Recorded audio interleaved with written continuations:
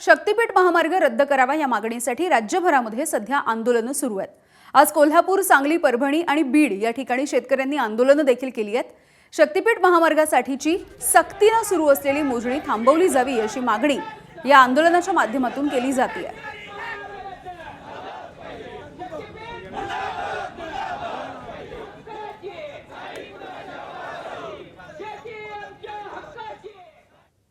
तर याच शक्तीपीठ महामार्गाच्या विरोधामध्ये सांगली जिल्ह्यामधले शेतकरी चांगलेच आक्रमक झालेले आहेत आणि सांगली जिल्हाधिकारी कार्यालयावरती शक्तीपीठ बाधित शेतकऱ्यांनी आज धडक असा मोर्चाच काढला। माजी खासदार राजू शेट्टी यांच्या नेतृत्वामध्ये सांगलीच्या पुष्पराज चौकामधून जिल्हाधिकारी कार्यालयापर्यंत हा मोर्चा काढण्यात आलाय। या मोर्चामध्ये शक्तीपीठ बाधित शेतकरी त्यांच्यासह कुटुंबासह बैलगाडी घेऊन सहभागी झाले होते। शक्तीपीठ महामार्ग हा रद्द झालाच पाहिजे अशी मागणी शेतकऱ्यांची आहे आणि राजू शेट्टी यांनी देखील अशीच मागणी केली आहे। जे आज शक्तीपीठ महामार्गाचं समर्थन करतायत त्यांनी माझ्या एका प्रश्नाचं उत्तर द्यावं। केंद्र सरकारनं नुकताच एक रस्ता जाहीर केलेला आहे, नाशिक ते अक्कलकोट। हा 19,000 कोटी रुपयामध्ये पूर्ण होणारा 6 पदरी रस्ता, ज्याची लांबी 374 किलोमीटर आहे। तोही 6 पदरीचा आहे, तोही एक्सप्रेसच आहे। तो रस्ता जर का प्रति किलोमीटर 51 कोटीमध्ये होत असेल तर मग 1,05,000 कोटीमध्ये 803 किलोमीटर लांबीचा शक्तीपीठ महामार्ग एवढा खर्च का? शक्तीपीठ महामार्ग रद्द करावा यासाठी आज कोल्हापूरमध्ये देखील आंदोलन झालेलं आहे। या महामार्गासाठी परभणी, लातूरमध्ये जबरदस्तीने संयुक्त मोजणी केली जात असल्याचा आरोप आंदोलकांनी केलाय। ही मोजणी तातडीने थांबवण्यात यावी अशी मागणी देखील आंदोलकांनी केली आहे। कोल्हापुरामधील जिल्हाधिकारी कार्यालयासमोर आज आंदोलन करण्यात आलं।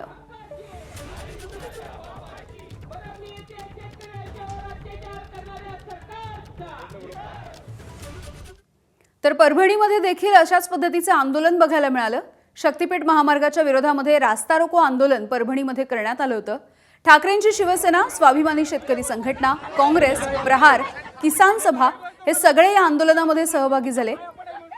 त्यांनी रास्ता रोको केला आणि या रास्ता रोकोमुळे जवळपास 4 तास इथली वाहतूक देखील ठप्प झाली।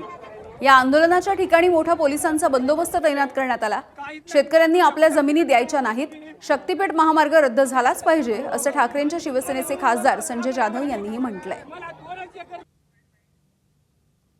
या पिढीजात जमिनी आहेत आमच्या, ह्या आमच्या विकत घेऊन शासनानं आम्हाला मदत देतं तरी किती, तुटपुंच्या मदती देऊन आमच्या करोडो रुपयाच्या जमिनी हडपायच्या। बाजारभाव तुम्ही जमिनीचा काय आहे ते बघा आणि तुम्ही काय भावानं पैसे देताय हे बी अवलोकन करा। तुम्ही रेडी रेकनरच्या रेट प्रमाणे भाव देता, आमच्या भागातला रेडी रेकनरचा भाव कधी वाढलाच नाही। त्यामुळे आम्ही पैसे द्या घेरीच्या भावना घ्यायचे आणि आमच्या करोडोच्या जमिनी तुमच्या घशात घालायच्या, हे शेतकऱ्याला कुठेही मान्य नाहीये। कारण ही आमची माता आहे, आम्ही त्या जमिनी कसून आमची वर्षाची उपजीविका आम्ही भागवतोय। आमच्या उपजीविका आम्ही वाऱ्यावर सोडून आम्ही आमच्या जमिनी तुम्हाला देणार नाही, ही वस्तुस्थिती आहे। शक्तीपीठ महामार्गाच्या विरोधात बीडच्या अंबाजोगाईमधल्या उपविभागीय अधिकारी कार्यालयावरती बाधित शेतकऱ्यांनी थेट मोर्चाही काढला। शक्तीपीठ महामार्ग बेकायदेशीर आहे, राज्यामधील सरकारनं निजामाला लाजवेल अशा पद्धतीनं काम केलंय असा आरोप आंदोलनामध्ये सहभागी झालेल्या शेतकऱ्यांनी केलाय। कोणत्याही परिस्थितीत 1 इंचही जमीन आम्ही या प्रकल्पासाठी देणार नसल्याचं यावेळेला आंदोलकांनी सांगितलंय। अनधिकृत मार्गाने ह्या शक्तीपीठाची अधिसूचना निघाल्यापासून जे बाधित शेतकरी आहेत ते अतिशय संवेदनशील मार्गाने आपली मागणी करतायत की हा शक्तीपीठ बेकायदेशीर आहे, याची कुठलीही गरज नाही आहे।